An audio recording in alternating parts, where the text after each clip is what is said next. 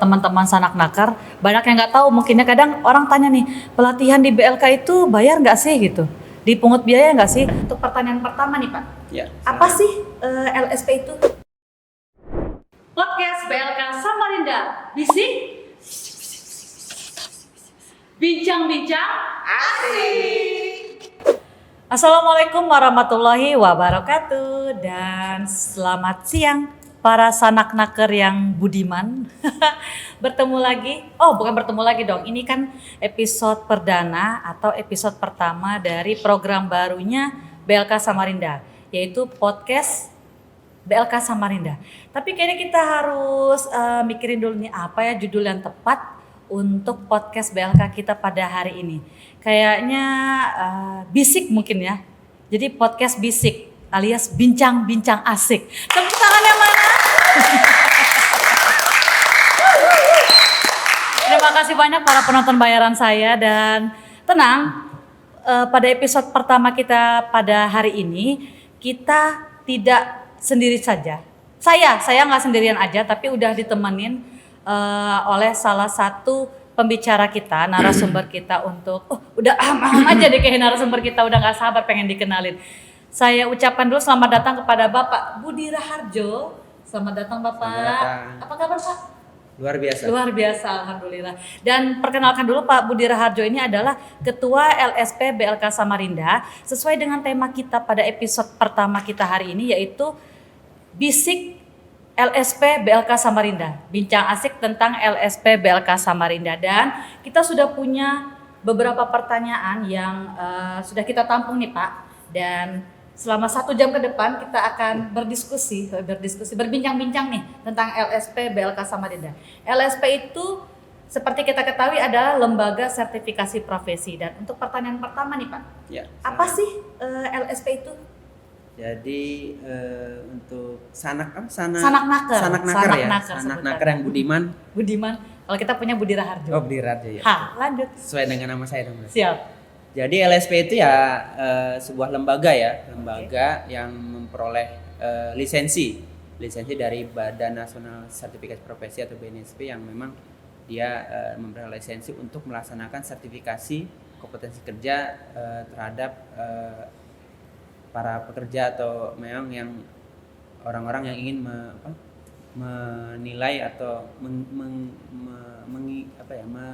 yang ingin tahu lah bahwa mereka itu kompeten atau tidak sih gitu loh. Itu kan perlu diakui ya. Okay. Diakui. Nah, yang memberikan pengakuan itu adalah BNSP. Nah, siapa sih yang melakukan proses sertifikasinya itu LSP tadi gitu. Jadi lembaga sertifikasi yang memang mendapatkan lisensi dari BNSP tersebut. Berarti memang resmi di bawah BLK Samarinda gitu kah Pak untuk LSP ini?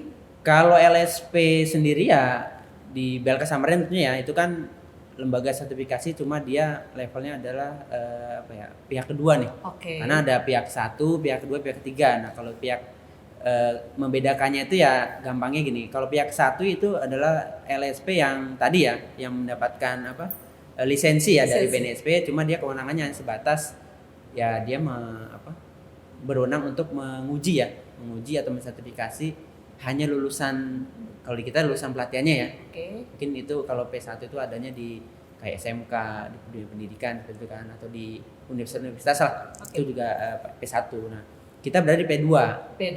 P2 itu sama seperti P1 yaitu menguji ya, kewenangannya menguji untuk lulusannya. Kalau kita berarti kan di sini kan ya para peserta pelatihan nih, gitu kan.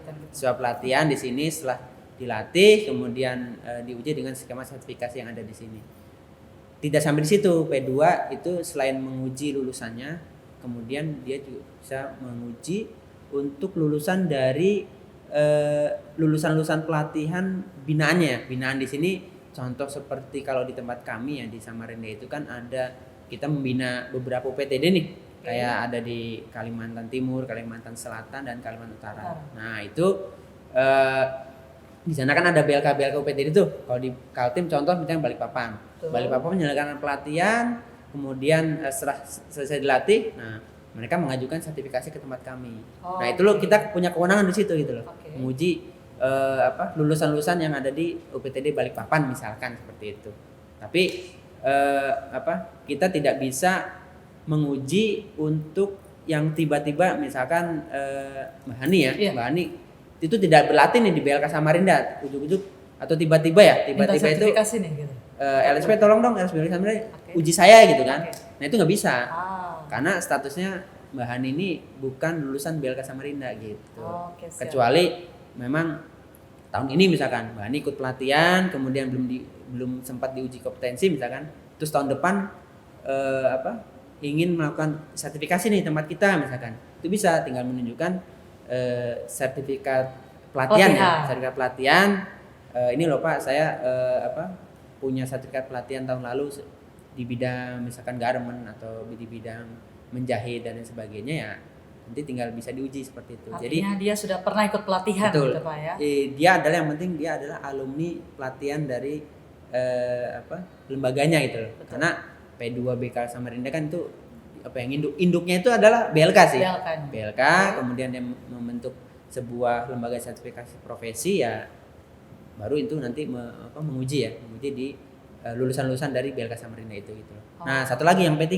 Okay. Nah, P3 tadi tiba-tiba saya merasa saya kompeten nih, saya hari-hari saya bekerja di bidang las misalkan. Saya punya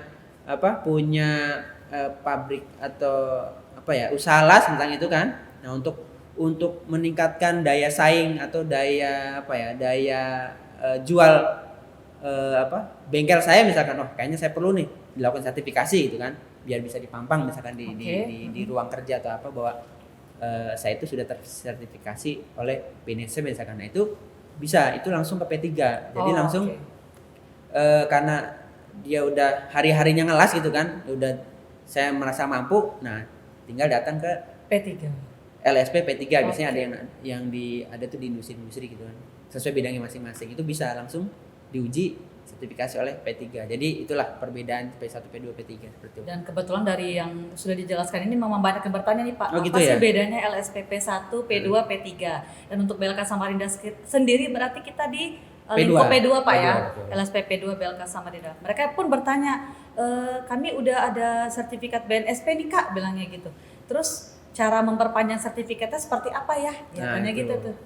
Tapi jangan diperpanjang ya. Nanti kalau dipanjangin nanti nggak bisa dilipat atau gimana? Bisa di-scan atau gimana ukurannya ya? Jangan, nggak boleh. Lanjut. Masa berlakunya diperpanjang gitu. Maksudnya itu masa berlakunya. Jadi perpanjang itu ya. Iya. Kalau di P2 itu memang kewenangannya hanya melakukan sertifikasi ya. Sertifikasi atau ya resertifikasi kan gitu. Jadi ketika ada misalkan pemegang sertifikasi las di tempat kita misalkan udah pelatihan kemudian akan berakhir atau berlakunya akan habis itu ya kami hanya menyarankan untuk silahkan diperpanjang atau di masa berlakunya itu ya diperpanjang di P3. Misalkan las ya nanti tinggal menghubungi lembaga sertifikasi profesi LSP P3 yang ada di bidang las atau bidang logam mulia di bidangnya masing-masing. Sesuai bidangnya tertentu Pak ya. Garment nanti bidang garment gitu. Jadi ketika mereka bertanya ke BLK Samarinda pun, jika mereka ingin ada sertifikat BNSP lagi ya resertifikasi Pak ya, artinya ikut pelatihan lagi gitu ya. Oke. Karena kuasanya P2 hanya menerbitkan sertifikasi tapi tidak bisa untuk memperpanjang masa berlakunya. Oke, siap. Mungkin keterbatasan di situ. Jadi bisa di P3. Dapat nih jawaban dari pertanyaan itu. Ada lagi nih Pak. Apa? Saya pilih-pilih dulu sebentar. Oke, untuk jangka waktu terbitnya sertifikat. Jadi lebih ke SOP sertifikasi nih.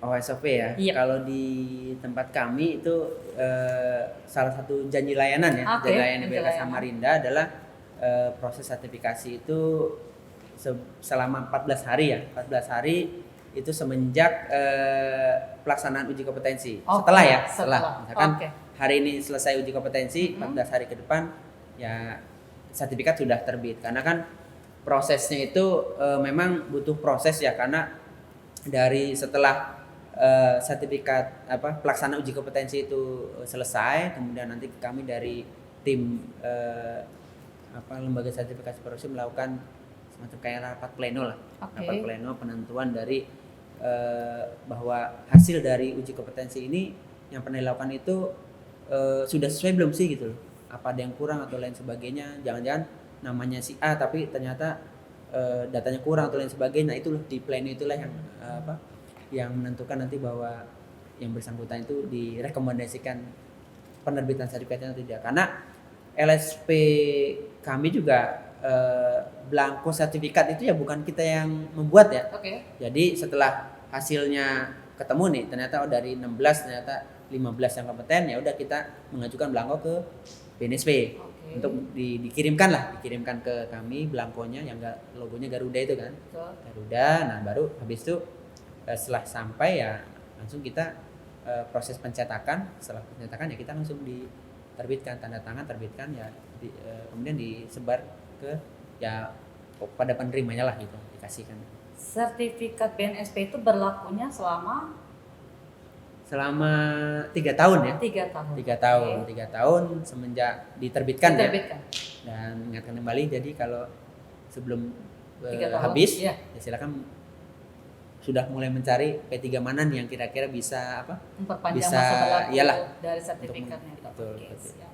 Dan ini ada pertanyaan dari Facebook BLK Samarinda atas nama Andi Arfan. Dia bertanya nih mengenai uji kompetensi. Apa saja syarat pelatihan yang bisa dilakukan uji kompetensi dan seberapa besar peranan LSP Samarinda dalam hal memenuhi kebutuhan DUDI terhadap adanya kebutuhan sertifikat BNSP di wilayah binaannya, Kaltim, Kalsel, dan Kaltara. Jawabannya pertanyaan panjang juga. Panjang, satu-satu kayaknya nih ya. Yang depan Oke, yang depan ini syarat pelatihan bisa dilakukan uji kompetensi. Oke. Jadi pelatihan itu prinsipnya semua bisa diuji ketika ada skema uji atau skema lisensi yang cocok ya. Yang cocok. Misalkan pelatihan LAS SMAW 3G. Kemudian ada misalkan ada 10 unit ya, 10 unit kompetensi misalkan. Atau skema yang lain. Nah, sepanjang unit-unit kompetensi yang dilatihkan tadi itu cocok dengan skema yang ada di LSPP 2 BLK Samarinda, yaitu sekitar, kalau kita kan saat ini ada sekitar 85 skema ya. 85 skema. Dan ketika itu tercover di skema lisensi di tempat kita di LSPP BLK Samarinda itu ya pasti itu bisa diuji gitu loh. Bisa diuji. Jadi ketika ada pelatihan yang tidak ada skemanya itu bisa diuji juga, tapi tentunya prosesnya agak lama ya, karena kan LSP harus menyiapkan skema ujinya dulu gitu loh. Betul. Seperti itu. Supaya bisa didaftarkan dulu di sistem di BNSP itu ya, setelah mendapatkan persetujuan ya baru skema itu bisa dipakai untuk menguji. Oke, dan untuk selanjutnya peranan LSP sendiri atas kebutuhan DUDI terhadap sertifikat BNSP sendiri. Kalau peran LSP ya tentunya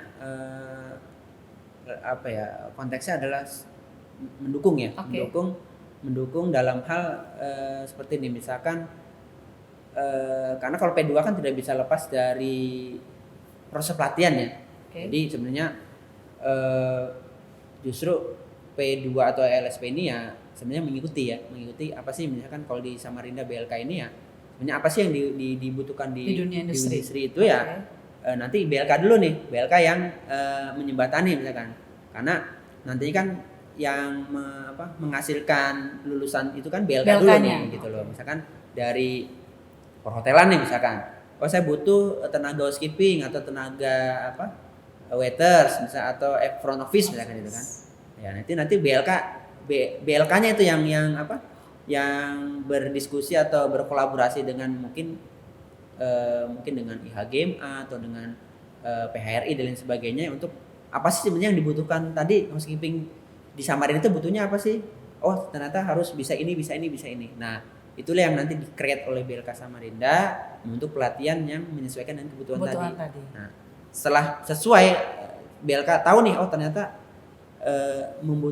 butuh ada misalkan 5 unit kompetensi itu di bidang tadi, misalkan perhotelan gitu ya. Misalkan front office butuh 5 unit kompetensi yang memang dipersyaratkan dibutuhkan. Nah, itulah nanti yang akan LSP siapkan skemanya. Oh, ternyata 5 unit ini. Nanti baru skemanya LSP itu yang nanti menentukan, memilih ya, ternyata bikin skemanya ini, skema A, kemudian unitnya yang sesuai dengan pelatihan itu. Jadi mengalir gitu ya. Jadi tidak serta-merta harus LSP sendiri yang langsung ke apa sih kebutuhan industri ya, seperti apa gitu. Karena kan P2 sendiri kan tadi konteksnya adalah menguji lulusan dari BLK binanya kan gitu. Oke, siap. Ini kayaknya ngobrol panjang aja nggak kerasa jalannya udah berapa menit gitu ya. Ini nggak ada Masih kopi- banyak. ini nggak ada Nggak ada kopinya kopinya apa nih Aduh. gitu kan ya. Udah Nggak ada kering minum, kayaknya. air putih gitu. Gelegek-gelegek gitu kayaknya. Oh boleh, boleh. Terima kasih. Ini penonton bayarannya alhamdulillah ya suportif sekali. Mana tepuk tangannya dong? Aduh, kayaknya ikut ini ya, ikut mendengarkan jadi makin nambah pengetahuan juga nih. Berapa SKS nih? Oke, kita lanjut untuk pertanyaan selanjutnya. Ini masih berhubungan dengan perpanjang masa berlaku sertifikat kompetensi nih. Ada yang bertanya juga dari Garuda Naga 88. Ini dari Instagram. Ada yang tanya, tadi udah dijawab kan ya bagaimana cara memperpanjang sertifikat kompetensi itu ranahnya LSP P3 ya Pak ya? Ya, Untuk silakan memperpanjang menghubungi silakan P3 lah gitu. Ya, tapi mereka bertanya nih, apakah tahu infonya ketika memperpanjang sertifikat kompetensi, apakah akan dikenakan biaya? Di mana nih? Di LSP mana nih? LSP P3? Mungkin Enggak, ada itu maksudnya biaya apa nih? Biaya Dia tanya terkait. apakah ada biaya perpanjangan sertifikat? Oh, Ah. untuk biaya perpanjangan sertifikat ya tentunya itu kembali kepada P3 masing-masing ya. P3 masing-masing, P3 oke. Tentunya kan dalam sebuah proses sertifikasi kan ada penggunaan mungkin bahan uji kompetensi Oke. atau barang cetakan dan lain sebagainya yang itu mungkin menjadi kebijakan dari masing-masing P3 tersebut. Itu apakah Oke. biayanya nanti berapa yang jelas itu udah Langsung kayak pasti bersangkutan ada gitu, lah, Pak ya, pasti ada biayanya. Oke. Cuma berapanya itu udah masing-masing P3 kan paling punya standarnya masing-masing lah seperti itu. Oke. Dan mungkin untuk dapat diketahui juga buat teman-teman sanak nakar, banyak yang nggak tahu. Mungkinnya kadang orang tanya nih, pelatihan di BLK itu bayar nggak sih gitu? Dipungut biaya nggak sih? Alhamdulillah untuk BLK Samarinda PBK pelatihan berbasis kompetensi yang reguler itu tidak dipungut biaya sepeser pun Pak ya. Betul. Tidak dipungut biaya dan mendapatkan 2 sertifikat kompetensi, sertifikat pelatihan dan juga sertifikat BNSP. Itu Pak ya. Sertifikat kompetensi. Kompetensi ya, sertifikat kompetensi dan sertifikat pelatihan. Ya. Oke. Nah, itu sebenarnya keuntungan bagi para peserta yang mengikuti pelatihan di BLK Samarinda ya Pak ya. Betul. Mendapatkan sertifikat kompetensi itu secara cuma-cuma. Tapi tergantung lagi ketika mereka dilatih dan uji kompetensi apakah mereka kompeten. Jika mereka kompeten ya dapat sertifikat Betul. kompetensi itu Pak ya. Itu sebenarnya salah satu keuntungan yang ada di BLK Samarinda. Ada lagi nih pertanyaan. Apa bedanya sertifikat kompetensi dan sertifikat profesi? Di antara 2 sertifikat tersebut yang mana yang lebih baik? Pertanyaan dari Alda Zahwa _ di Instagram. Ya, Gimana nih, Pak? sertifikat kompetensi dan Oke. sertifikat profesi. Profesi. Ya sebenarnya itu sama ya, kalau Sama. menurut saya sama. Karena sertifikat kompetensi itu ya terkait dengan profesi seorang gitu. Oke. Misalkan jurulas tadi ya, cuma profesinya sebagai jurulas tadi gitu loh. Makanya Oke. sertifikat kompetensi itu adalah ya sertifikat yang menandakan atau memberikan apa ya pengakuan memberikan pengakuan kepada pemegang sertifikat bahwa mereka itu ya dinyatakan kompeten gitu. Mungkin ini maksudnya dia sertifikat ini kali ya, sertifikat Apa? pelatihan dan sertifikat kompetensi. Oh. Kalau di kita kan dapat 2 tuh Pak ya. Sertifikat pelatihan itu sebenarnya lebih ke bukan pengakuan, sertifikat ini mereka telah mengikuti pelatihan di BLK Samarinda. Dan yang satunya yaitu sertifikat kompetensi yang tadi sudah dijelaskan Pak Budi dari awal sebagai pengakuan atas kompetensi mereka di bidangnya masing-masing. Jadi ada 2. ya bedanya itu ya yang satu diterbitkan oleh kepala BLK, Oke, betul. yang satu itu yang diterbitkan oleh ketua lembaga sertifikasi profesi. Gitu. Oke, itu bedanya ya untuk Alda Zahwa. Mungkin Dan maksudnya satu itu. lagi, Oke. kalau sertifikat pelatihan itu tidak ada masa berlakunya. Oh iya, betul. Kayak ijazah ya. Betul, Nah, ya. kalau Siap. sertifikat kompetensi itu ada masa berlaku berlaku 3 3 tahun tadi ya. Oke. Karena kan kompetensi harus selalu diasah kan. Iya, betul. Kalau Upgrade tidak ya, upgrading diperpanjang gitu. atau dicek ulang ya nanti ya kompetensinya dipertanyakan Iya, gitu betul. seperti itu. Siap. Makanya diberi waktu jangka waktu lah. Oke. Ini banyak sih pertanyaannya itu rata-rata tentang masa berlaku sertifikat tadi ya. Seperti dijelaskan masa berlakunya adalah 3 tahun. Lalu oke, kita cari lagi. Bedanya sertifikat kompetensi dengan sertifikat lain. Apa ada bedanya Pak? Mungkin seperti yang tadi dijelaskan ya? Mungkin sertifikat tanah mungkin nggak tahu juga, kan sangat beda tuh. Karena dia ada sertifikat lain Pak ya? Kalau sertifikat kompetensi Iya. kan satu lembar tuh. Oke. Ya kan? Kalau sertifikat tanah kan Berlembar-lembar, lembar-lembar. ya, macam-macam. Itu pasti beda lah. Gitu. Oke, lanjut. Ini ada lagi nih pertanyaan dari Renaldi.Arianda. Ya. Apa saja keuntungan yang dimiliki peserta atau siswa ketika telah memiliki sertifikasi profesi dan seberapa pentingnya sertifikasi ini ketika diaplikasikan di dunia kerja? Ya tadi ya kembali lagi bahwa sertifikat kompetensi ini kan salah satu bentuk pengakuan. Ya, pengakuan dari lembaga sertifikasi profesi yang berlisensi BNSP kan itu. Jadi karena semua juga mengacu ke standar kompetensi kerja Indonesia SKKNI tadi, Nasional Indonesia. Jadi ya ketika dinyatakan kompeten sesuai dengan unit kompetensi yang berdasarkan SKKNI tadi ya, berarti kan mereka secara diakui lah, legalitasnya lah Pak ya, diakui secara nasional bahwa dia tuh kompeten di bidang A, bidang B, bidang C sesuai dengan SKKNI atau unit kompetensi yang dipersyaratkan tadi seperti itu. Jadi pengakuan secara nasional kan seperti itu. Jadi misalkan ada skema tadi misalkan SMAW 3G, ada 5 unit kan seperti itu. Dengan unitnya misalkan mengelas, cara mengelas atau gimana gitu kan. Nah, itu cara mengelas yang di karena standar ya di BLK Samarinda, terus juga misalkan cara mengelas yang di mana di BLK lain dan lain sebagainya, ya karena standar tadi mengacu SKKNI yang sama, itu ya makanya jadi standar gitu. Jadi harapannya ya karena udah standar ya industri juga bisa mengakui itu gitu loh, karena rujukannya adalah satu. Oke, masih bersama podcast BLK Samarinda, Bisik, bincang-bincang asik. Terima kasih atas effortnya ya para penonton bayaran saya, dan masih bersama Sanak Naker Budiman dan Budi Raharjo kita. Lanjut deh.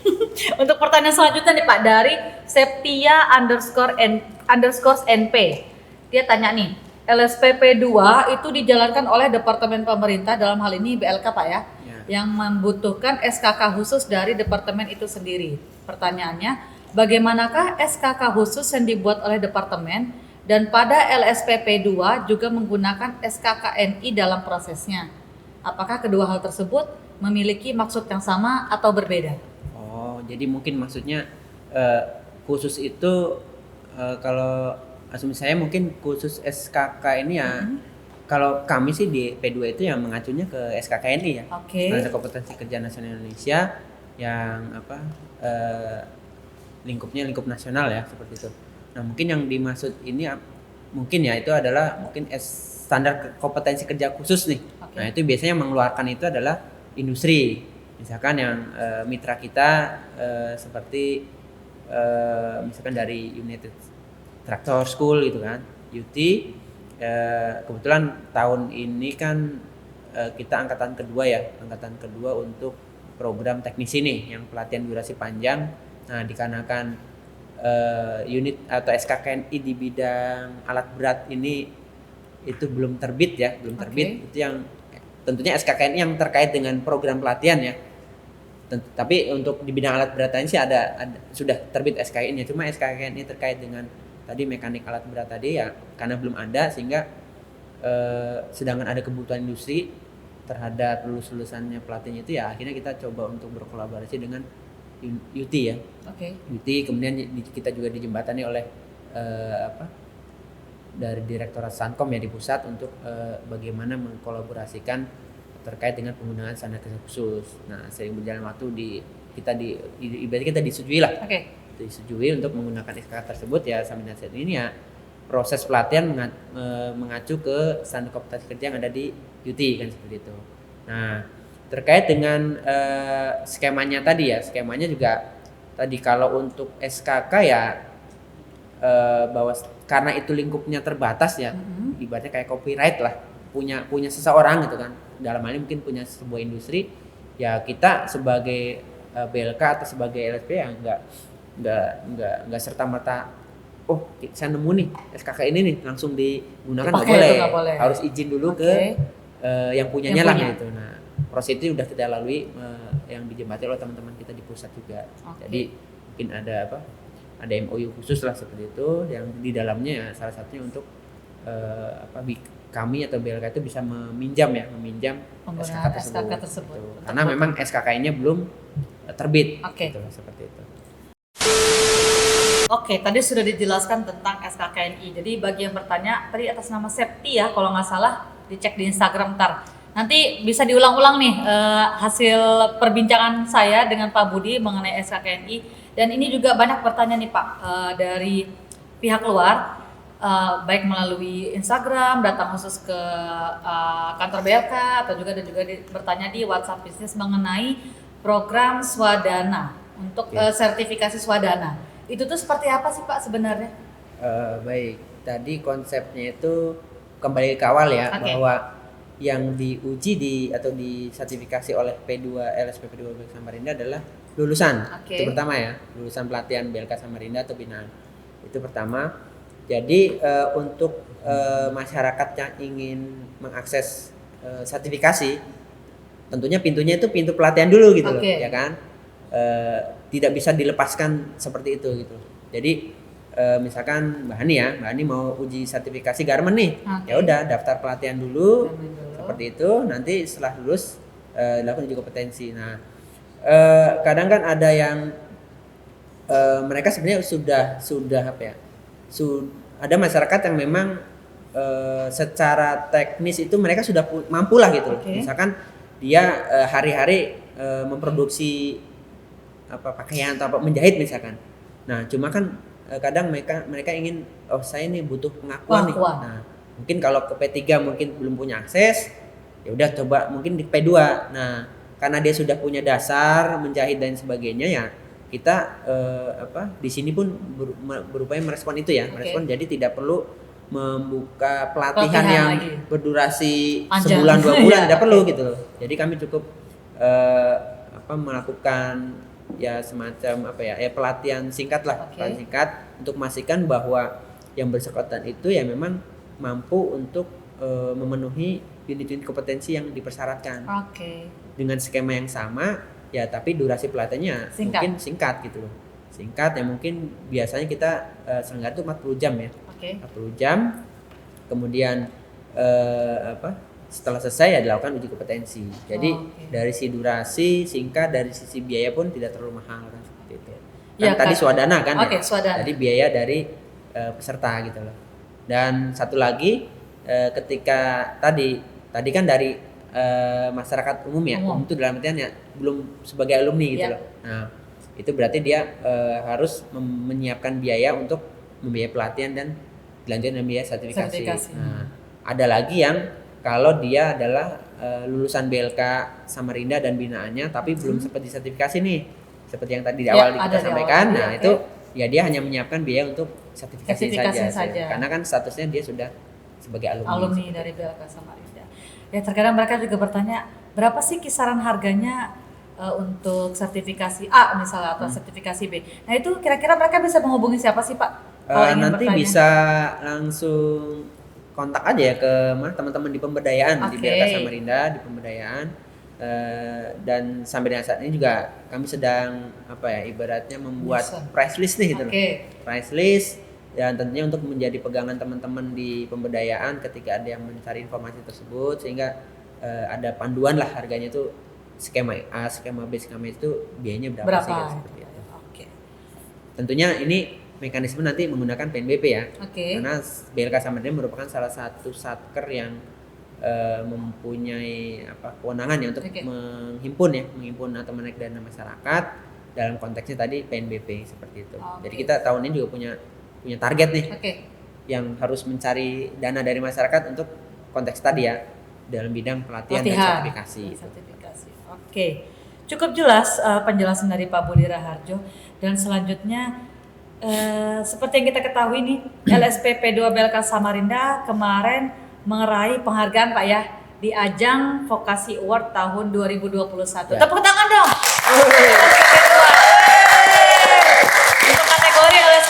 waktu itu juara ke 3 ya? 3 apa 2? 3 tapi 2. Juara 3. Selamat untuk juara LSP 3 itu P2 ya, juara 3. Semoga siapa tahu tahun depan kan kita ada rezeki lagi dapat makin meningkat lah prestasinya ya. Bukan cuma untuk LSP saja tapi seluruh unit di BLK Samarinda. Nah, Pak Budi nih sebagai ketua LSP BLK Samarinda, menurut Bapak apa sebenarnya yang menjadi keunggulan saat penilaian vokasi award untuk LSP P2? Ya, saat penilaian itu ya tentunya kalau dari kami dari si LSP ya Oke, itu Pak. ya berupaya untuk setertib mungkin dalam mengikuti apa yang dipersyaratkan sebuah personalisasi dari LSP ya. Kan biasanya di LSP itu kan kenapa sih bisa mendapatkan lisensi dari BNSUT karena dia udah memenuhi standar yang dipersyaratkan. Nah, standar-standar itu yang coba kita untuk penuhi secara terus-menerus ya, kontinu dan konsisten di situ dan sehingga memenuhi standar-standar tadi gitu loh. Sesuai dengan standar yang ada dan ya saya nggak tahu mungkin Dewan Juri juga melihat ketika kita menjelaskan dan sebagainya, mungkin data-data yang kita upload juga karena kan banyak tuh. Betul. Dokumentasi yang perlu kita upload di sistem penilaian yang sempat disiapkan oleh panitia ya, kita upload semua. Ya udah, sisa terakhir tinggal berdoa aja supaya rezekinya memang bisa ya. Ya mungkin itu, tapi yang jadi kunci adalah ya dari si operasional LSP sendiri ya berupaya untuk memenuhi apa yang sudah menjadi standar-standar yang ada di situ gitu. Dan kita doakan semoga kita dapat meraih prestasi yang lebih baik lagi dari tahun 2021. Tepuk tangannya Pak Bayaran. Dan mungkin teman-teman yang lebih ingin tahu lagi tentang LSP atau masih penasaran nih setelah mendengarkan perbincangan kita pada hari ini, kayaknya masih ada pertanyaan yang kurang nih yang mau ditanyakan, mungkin boleh datang ke BLK Samarinda Pak ya? Oh silakan. Boleh ya? Siap. Boleh, dengan senang hati kami menerima kedatangan teman-teman, kedatangan sanak naker. Nanti di ya? Iya IG bisa, nanti ada adminnya yang standby kok, dia fast respon ya. Cari jodoh juga fast respon dia ya. Oke, bisa dengan makasih. No cut, oke. Nanti kalau ke BLK juga mau ke LSP silakan ditanyakan oleh resepsionis di depan atau bertemu dengan para pegawai di mana ya tempat atau ruangan LSP. Nanti bisa ketemu dengan Mbak Wuri, ada adminnya di situ. Dan juga buat teman-teman ada masukan atau ada saran nanti untuk tema podcast selanjutnya apa nih yang pengen dibahas di podcast BLK Samarinda di Bisik. Apa Bisik tadi teman-teman?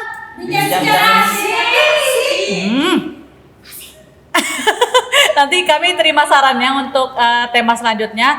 Bisa tunggu postingan dari BLK deh, biar entar kompak tema yang mau diterima, atau bisa juga langsung komen di bawah sini, di bawah sini pokoknya langsung aja nanti tuangkan apa tema yang pengen kalian tahu dari BLK Samarinda. Sebenarnya tujuan dari podcast kita ini sekaligus untuk promosi Pak ya, promosi dan lebih mengenalkan lagi BLK Samarinda ini ke halayak luas gitu. Oh sarang heo, jadi supaya teman-teman tuh tahu gitu sebenarnya BLK Samarinda ini apa, terus unit-unit di dalamnya tuh apa aja, fungsinya apa aja. Salah satu yang kita bahas di hari ini kan juga ada LSP. Jadi kalian sudah tahu kurang lebihnya mengenai lembaga sertifikasi profesi yang ada di BLK Samarinda. Demikian Pak Budi Raharjo, terima kasih banyak atas waktunya, kesediaannya untuk menemani perbincangan kita pada hari ini di podcast kita, podcast BLK Samarinda Bisik, bincang-bincang asik. Dan kami tunggu untuk saran dan juga masukan teman-teman apa tema selanjutnya yang akan kita bahas di podcast selanjutnya. Terima kasih banyak Pak Budi, sehat selalu. Semoga sukses dan terus kompeten dalam pekerjaan kita masing-masing. Amin. Terima kasih semuanya. Kurang lebihnya kami mohon maaf. Wassalamualaikum warahmatullahi wabarakatuh. Ketemu lagi nanti dalam Bisik, bincang-bincang asik. Dadah.